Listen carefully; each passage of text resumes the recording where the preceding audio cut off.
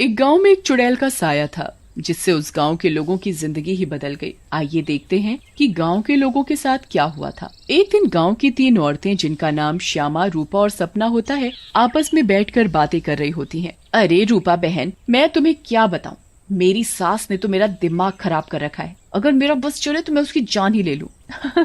अरे क्या हुआ श्यामा बहन, इतना गुस्से में क्यों हो? शांति मौसी ने क्या कर दिया? हाँ तुम घर में अकेली हो ना, इसीलिए इतने मजे से रहती हो। हमसे पूछो जिनकी सास है, एक तो खाती हैं इतना, रोटी बना बना कर मेरे तो हाथ ही थक जाते हैं, ऊपर से हर काम में कमियां निकालती हैं। सही कह रही हो श्यामा बहन, मेरी कहानी भी कुछ कुछ तुम्हारी तरह ही है। मैं तो जरा सा अपने मर्द के साथ बैठ क्या जाऊं, पता नहीं कहां से बुढ़िया को खबर मिल जाती है, वहीं आकर सर पर खड़ी हो जाती है।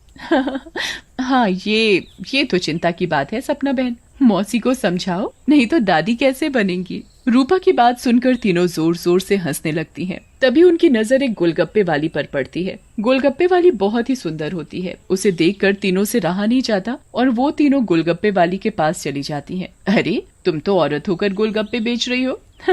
ये तो पहली बार देखा है। अरे तो बहन, इसमें बुराई क्या है, कोनो गलत काम थोड़ी ना कर रहे हैं, मेहनत कर रहे हैं। वैसे आप लोग खाओगे गोलगप्पे?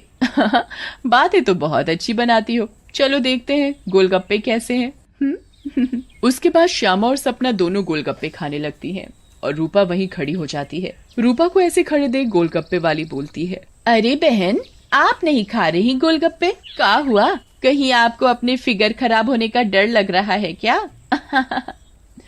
अरे नहीं नहीं, ऐसी बात नहीं है, मैं बस बाहर का सामान कम खाती हूँ और कोई बात नहीं, इन दोनों को खाने दो। श्यामा और सपना गोलगप्पा खाने के बाद बोलती हैं, अरे वाह गोलगप्पे वाली, क्या गोलगप्पे हैं, मुंह से तो स्वाद ही नहीं जा रहा, मजा आ गया।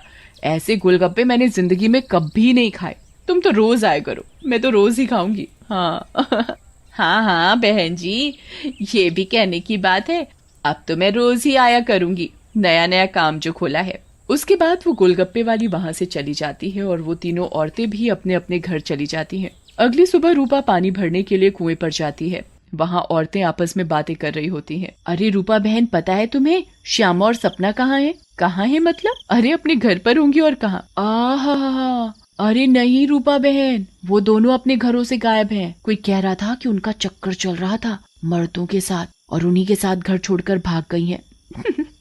बेचारे उन दोनों के पति। रूपा को ये बात सुनकर बहुत गुस्सा आता है और वो बोलती है, तुम्हें शर्म आनी चाहिए, औरत होकर औरतों के बारे में ऐसी बातें करते हो। ऐसा कहकर रूपा वहां से चली जाती है। शाम को वही गोलगप्पे वाली गांव में फिर से आती है। चीनू और टीनू नाम के दो